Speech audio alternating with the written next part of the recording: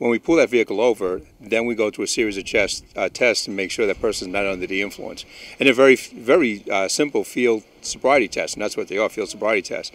We ask them questions, and we ask them to perform certain type of tasks to determine whether or not they're under the influence, or they can operate a vehicle.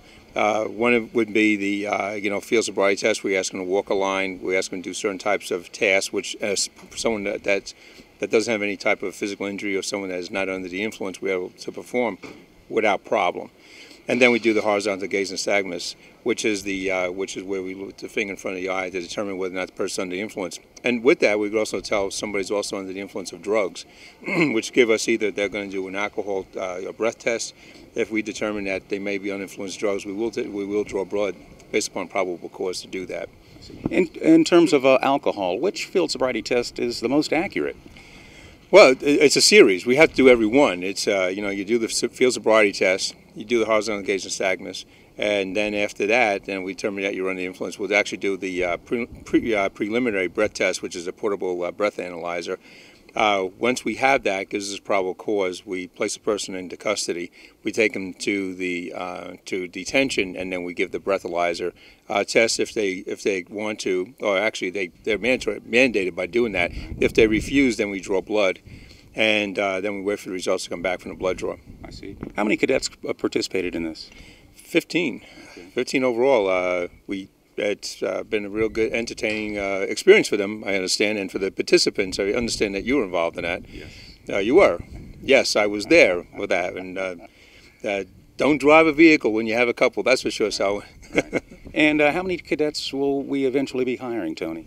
That depends. Right now we have 6 that are for us. The other rest of them are non-affiliates, which means that they're in an academy. We have a very good reputation throughout the state for running an excellent academy.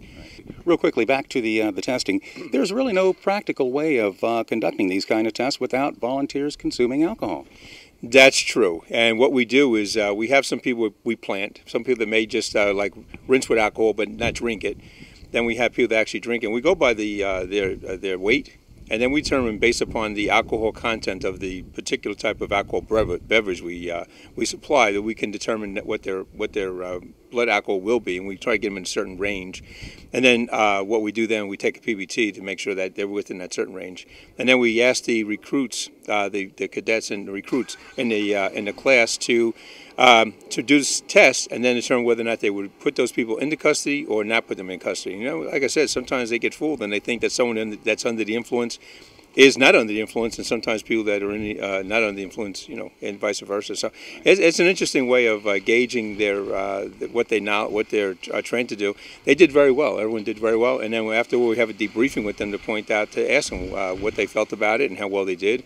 Overall, these guys did a very good job. Overall, they did a real good job, and I was very proud of the instructors who ran the class.